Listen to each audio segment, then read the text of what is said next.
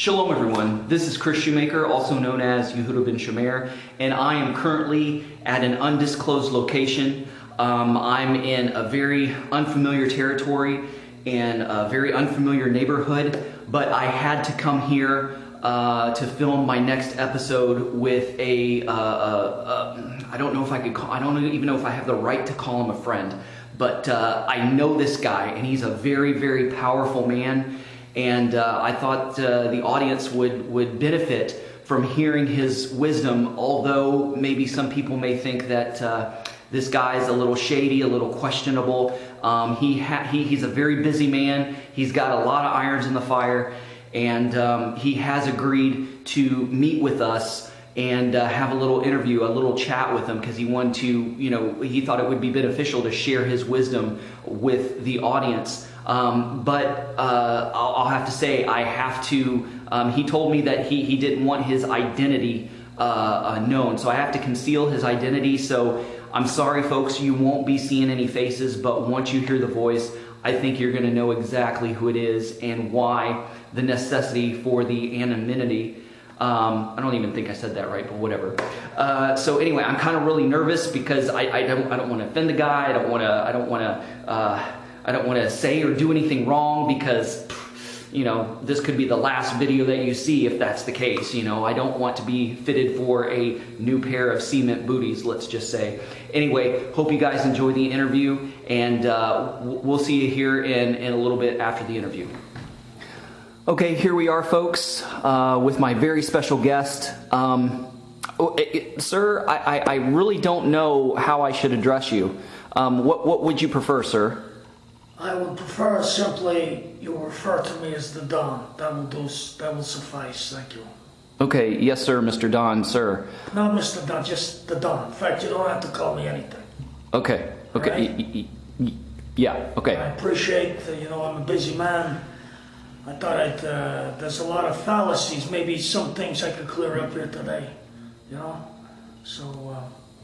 Yeah, speaking of which, kind of going along those lines, people who recognize your voice and people recognize the business that you're in, they may... What business is that?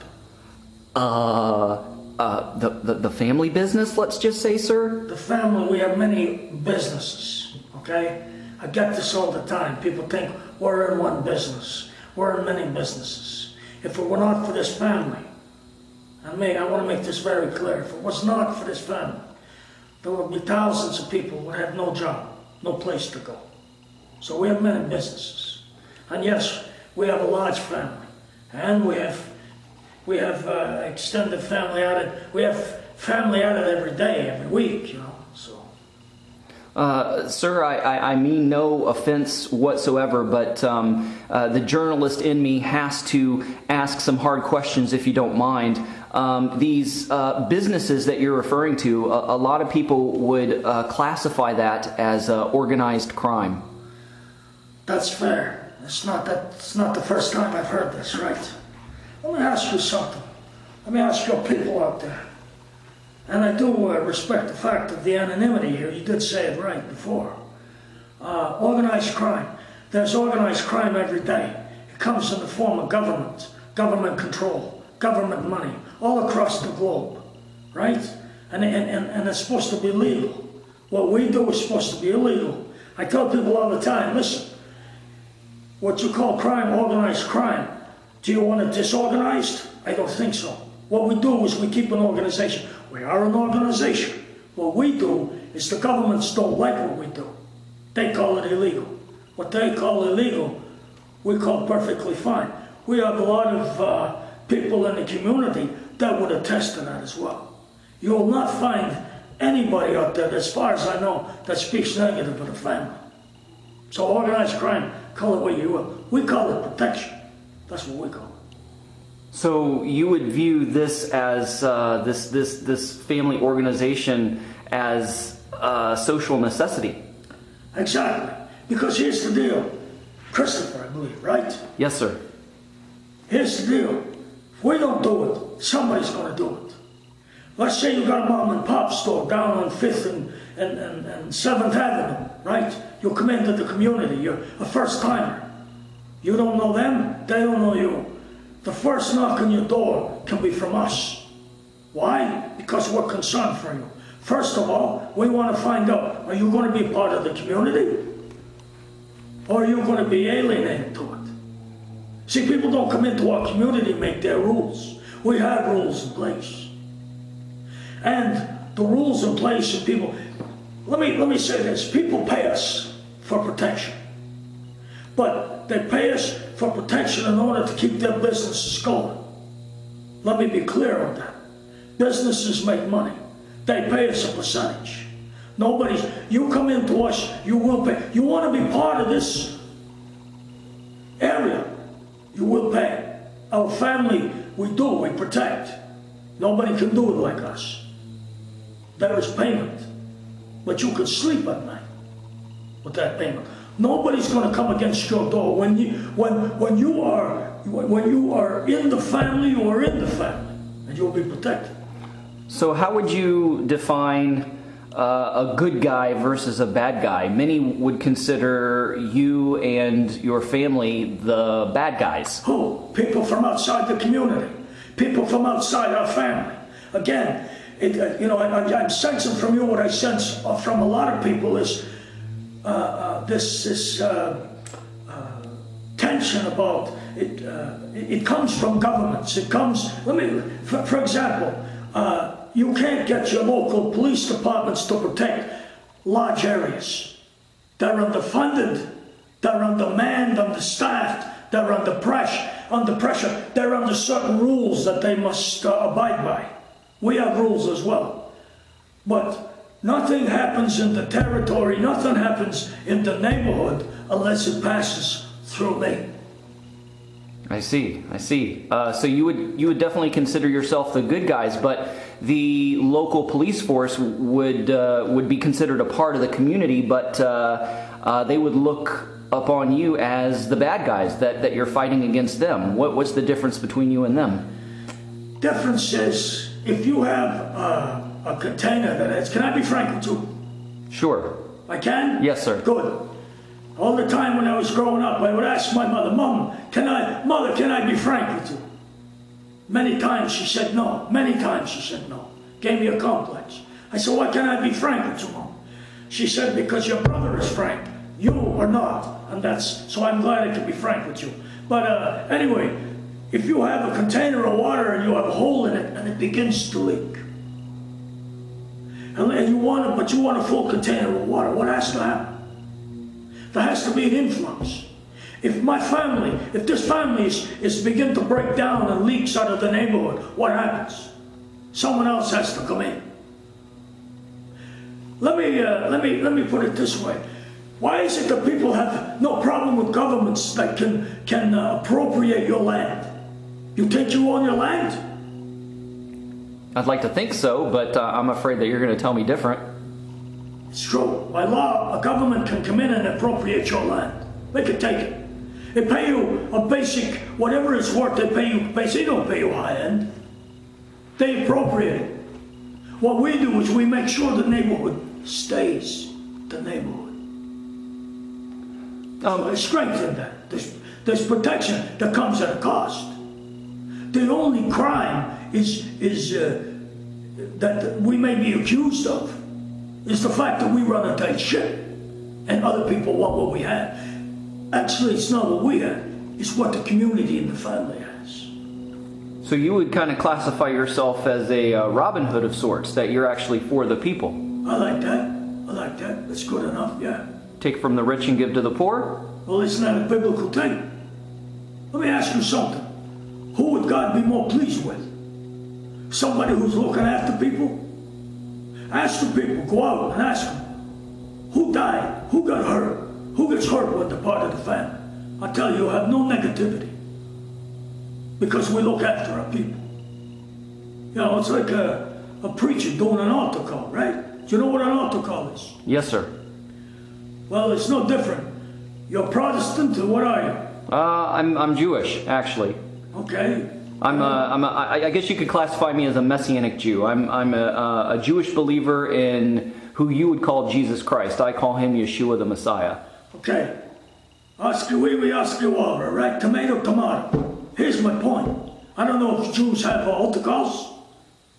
Well, it depends on what venue, but yeah, sometimes we do. Well, I'm thinking about, let's say, Billy Graham, for example. Huh? He has these big evangelistic meetings, and at the end of the meeting, he invites people down, right?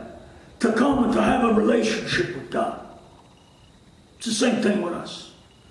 There are times we go, and I say to the people, you're here tonight. And you come here tonight and you have needs in your heart. You're looking for a sense of peace and security, huh? Am I right? Yeah. You're looking for some peace and some security. Well, I would tell them in a few moments, I'm going to ask you to come ahead. I'm going to ask you to get up out of your seats. Because the message I have is the fact that you will be protected. That when you come, I want you to come before the Father. And I want you to accept the Father's. I want you to accept His authority. I want you to understand and believe that He's going to protect, and He has your best interest at heart. So they have to come ahead. They have to open their hearts and their minds to the Father to become part of the family. But there are those that don't want it. So I said to them, if that's not what you want, then there's the door. Leave. But who knows what could happen to you tomorrow, next week, next month. In order to keep it tight, the family of God has one leader. You got one Father. Try denying Him. See what you get. There's misery at the end, right? Yes, sir.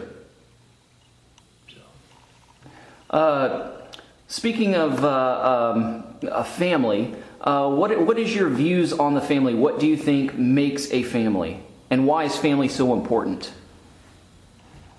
I think that's a loaded question, but I'm thinking structure. Structure is very important. It's very important for every family to have a head of the family.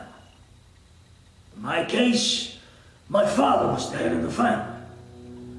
Decisions, major decisions, were made from the father, and it comes down like a pyramid. Structure, discipline, honor, and faith in the ability of the family to continue to protect family values. They're important. So what I would like to get your social commentary on what I consider the degradation of the family in this modern time era, because you were talking about how the father is the head. Well, it could be two mommies. It could be two daddies. They could even let the kids run the family. They're defining family in society as just about anything that you want, you can call a family. We don't have a society. We have an inside. Again, you must understand, this comes with part, as I said before, protection. If we allow governments to come in, listen, we have structure. We have government involved as well. There's a mayor of our city. There's certain things that we work together. Family structure, let me ask you a question. Have people ever thought about teen suicide? Teen suicide? Teen suicide, is it up or down? I don't know the latest. Teen pregnancy, is it up or down? I would say it's up. I haven't looked on the latest statistics. You're looking at a society that doesn't know whether it's coming or going. I tell you one thing, in our mind it's going. Our structure has not changed. My father's from Sicily, back in the old country. Back in the old days, we keep old days, old ways, we keep them the same. We haven't budged. Again, it's structure. It comes from the top down. A long line of dons. Do you know what don means? No, sir. I don't know. I never asked them myself. I'm just kidding. I'm trying to be funny. We have a long line of dons and people who are success. We carry a lot of weight. People don't understand the weight that I carry. What you're saying on these changes, I don't allow them to affect my family. People come up with nonsensical ideas. They're out, they're gone. Go do it out into the world. Don't infiltrate my family. Don't bring your misvalues. That's what we call misvalues. So your idea of family and the family unit and structure and authority and leadership, would you say that they're fluid or that they're absolutes? They're absolutes. They have to be absolute. It has to be an absolute head. It may get fluid on its way down, but I'll guarantee you, there's nothing that gets by this desk. There's nothing that gets by me. Demand loyalty. We have written codes. We have a treaties, much like a Jew would have a treaty, or a Protestant would have a treaty. Myself, it's a Catholic background. Couldn't help. Sicily, that's the way it is. That's the way it always is. It's been that way for hundreds of years. 1,200 years in my family. Things have remained the same. They don't change. So is that bad or is that good? It's only the last maybe 50 years they call it organized crime. I would beg anyone to look at the crime back in Sicily where it came from. Look at the history books. Look at what they may think is crime in our neighborhood. It's down. It's down. If we allowed the rabble to come in, different gangs, the protection I speak of for your business, Chris, is that you will have no gangs that would come against you. We guarantee it. Can the government guarantee it? You've got immigration. We don't mind people. Look, you want to be part of the family, that's fine. You want to have a Chinese restaurant on this side of the street, Italian restaurant over here, Ukrainian, we don't care. But when you're in our neighborhood, it will run like our neighborhood. If you don't like it, you will find another neighborhood. Now, you spoke of authority, you spoke of loyalty, which all kind of lends to respect. To be honest with you, sir, there are many people that would be afraid of you. That's good. That's good. What people call afraid, this family calls respect. Right? It's different. It's like my wife, bless her heart. She calls me a stubborn man. That's coming from her mind. I say one person's stubbornness, another person's patience. Patience is good, is it not? Yes. So, if patience, what you would call stubborn, is simply because I'm not walking the way you want me to walk. That's why I say the structure starts from the head down. I tell her I'm a patient man, not a stubborn man. Patient. So would you, there's different types of fear. Would you classify this fear? I mean, I'm sure that there's people that are literally afraid of you and your family and your associates. But even within your family members are afraid of you, but in the sense of a reverential fear. Exactly. So, again, we mentioned Scripture, right? The Old Testament is full of places where God said, right? God told the Jewish people, right? Why did he tell the Jews? Why did he single the Jewish people out, the people of Israel? Because they carried his word. Who else in the planet? What does Gentile mean? Nations, non-Jews. Non-Jews, pagan. Godless, in a sense. Oh, they may have their gods, but it is not Jehovah. It is not Yahweh. But all through the Old Testament, God said, go into this and clean it up. Is that any different than what we're doing? He said, clean it up. Get rid of this person. People look at the violence within the Scriptures. It was violence because God called it. Because there was absolutes. And again, I go back, it's structure.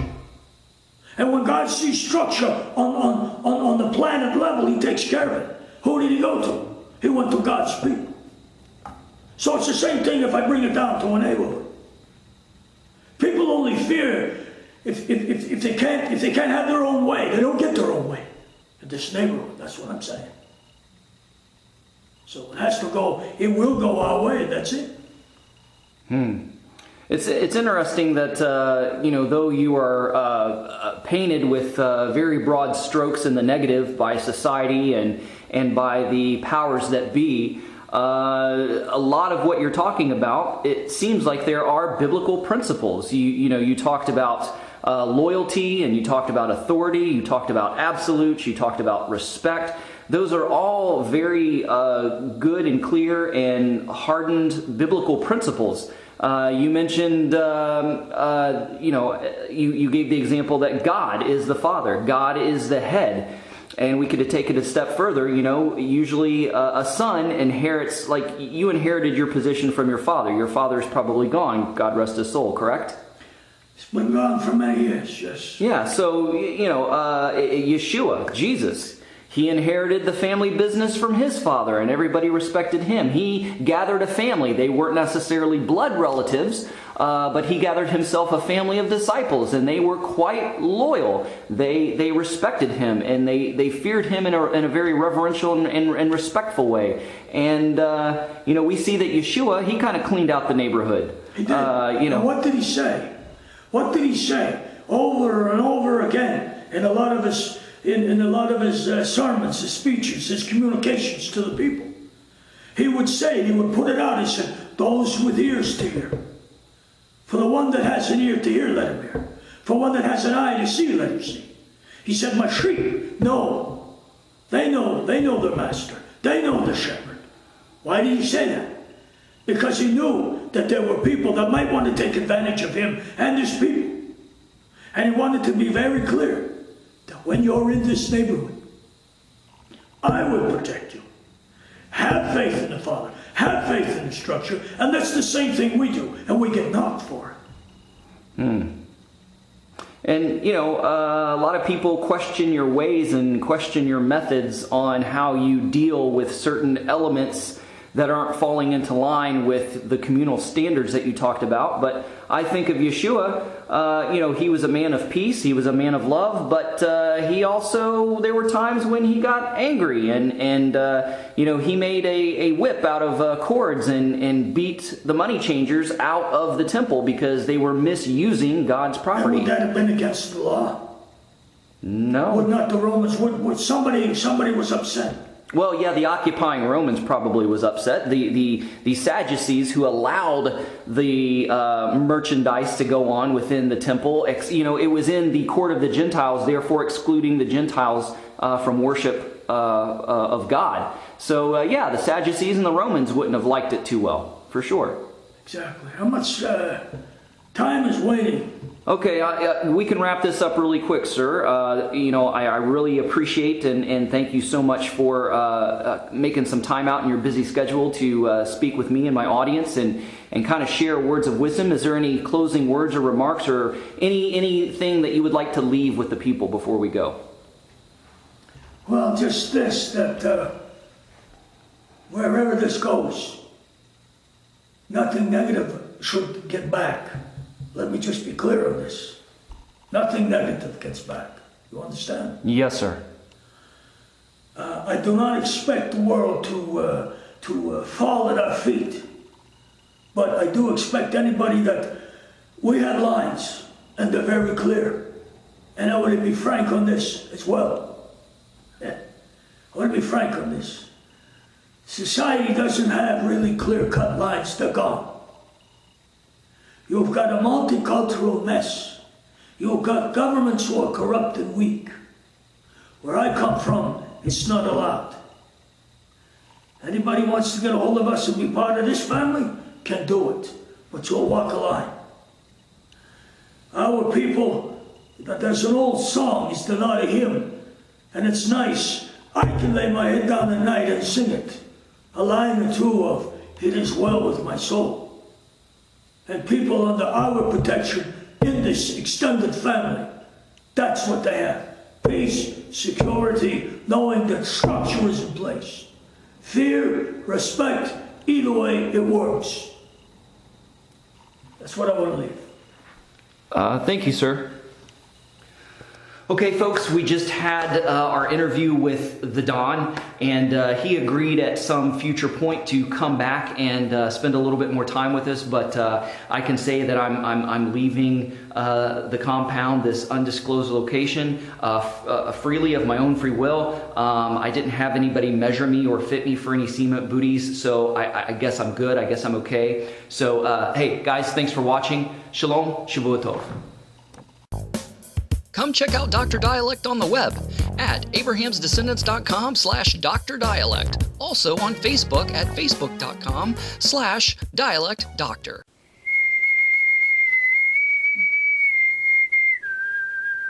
No.